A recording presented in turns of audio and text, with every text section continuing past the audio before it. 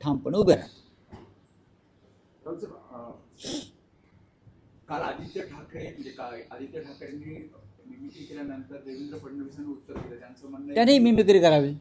त्यांचं म्हणणं आहे की तुमच्या काकासारखी काकांच्या पक्षाची मिमिक्री झाली ती तुमची होईल. काका म्हणजे राज ठाकरे, बरोबर आहे ना. काका म्हणजे राज ठाकरे. राज ठाकरे हे महाराष्ट्र नवनिर्माण सेनेचे अध्यक्ष आहेत. त्या काकाकडे आपण अनेकदा चहा प्यायला गेलेला आहात, राजकारण करायला गेलेला आहात आमच्या विरुद्धच.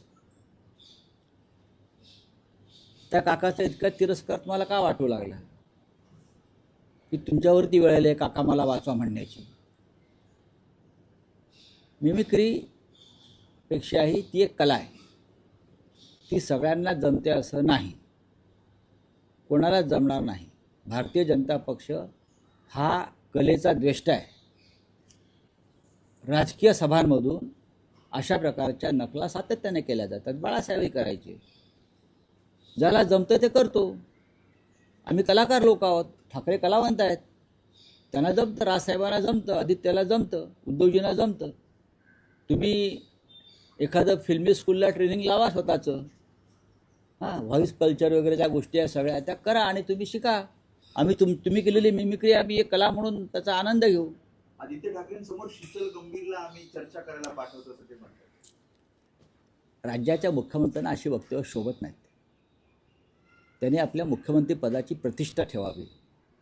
ते महाराष्ट्राचे मुख्यमंत्री आहेत, लक्षात घ्या. ते वेणुधुलाचे मुख्यमंत्री नाही आहेत त्या वेणुधुलाजी.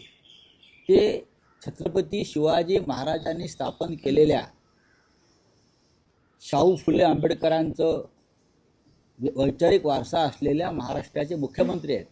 हे देवेंद्र भाऊंनी विसरू नये, लक्षात घ्या. कोणावर टीका करता आणि कोणाची काय? आदित्य ठाकरे हे अनेक वर्षापासून राजकारणामध्ये आहेत.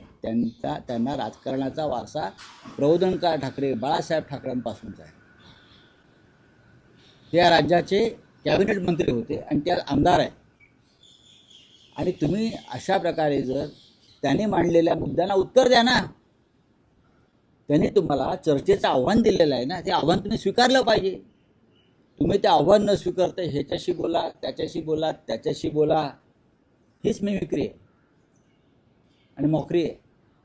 विल्सन जिमखानाचं नामकरण आता जैन जिमखाना असं करण्यात आलं आहे. हो मग